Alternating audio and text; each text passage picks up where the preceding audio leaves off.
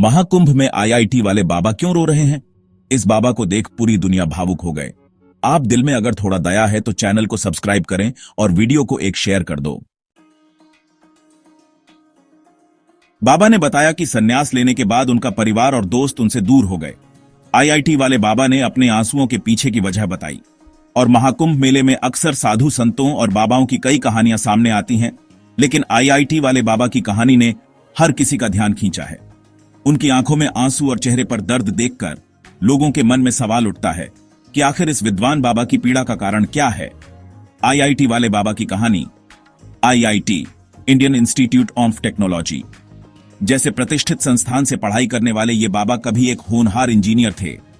उन्होंने अपनी जिंदगी में बड़ा मुकाम हासिल किया था और उनके पास एक शानदार करियर था, लेकिन जीवन में कुछ ऐसा घटित हुआ जिसने उन्हें सांसारिक सुख सुविधाओं से विमुख कर दिया और उन्होंने संन्यास का रास्ता चुन लिया। बाबा के रोने की वजह। महाकुंभ में जब श्रद्धालुओं ने बाबा को रोते हुए देखा तो उनसे इसका कारण पूछा। बाबा ने भावुक होकर अपनी कहानी सुनाई। मानवता की स्थिति पर दुख बाबा ने कहा कि उन्होंने अपनी शिक्षा और ज्ञान का उपयोग मानवता की सेवा के लिए करना चाहा था, लेकिन समाज में बढ़ती स्वार्थप्रता, हिंसा और पर्यावरण का विनाश देखकर उन्हें गहरा आघात लगा। उनका मानना था कि तकनीकी प्रगति के बावजूद इंसान अपनी मूलभूत मानवीयता को खोता जा रहा है। परिवार और समाज से दूरी। बाबा ने बताया कि संन्यास लेने के बाद उनका परिवार और दोस्त उनसे दूर हो गए।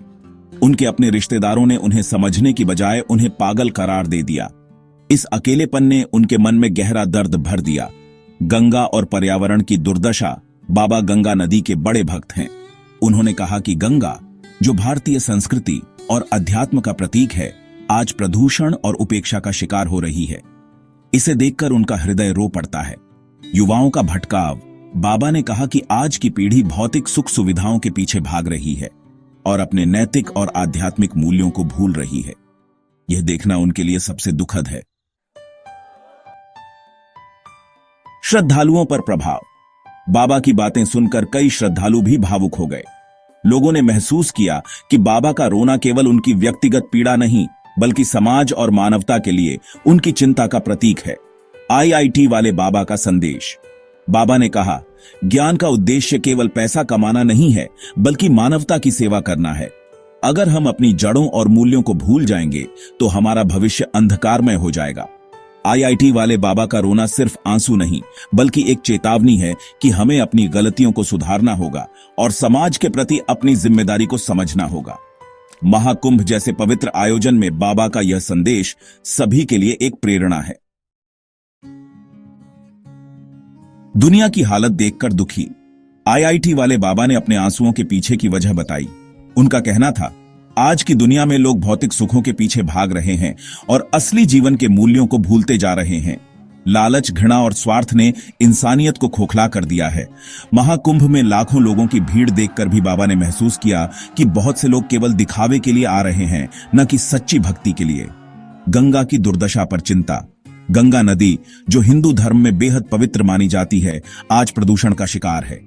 आईआईटी वाले बाबा ने कहा, गंगा मां, जो जीवन देती हैं, आज खुद बचाने की गुहार लगा रही हैं। लोग पूजा तो करते हैं, लेकिन उसकी पवित्रता को बनाए रखने की जिम्मेदारी कोई नहीं लेता। गंगा की इस हालत ने बाबा को भावुक कर दिया। आध्यात्मिकता का अभाव। आईआईटी वाले बाबा का मानना है कि लोग धर्म के नाम पर भटक रहे हैं। वे कहते हैं, धर्म का मतलब सिर्फ अनुष्ठान नहीं है, बल्कि अपने अंदर शांति और दूसरों की सेवा करना है। लेकिन आज धर्म भी व्यापार बन गया है। यह देखकर बाबा के मन में गहरा दर्द हुआ।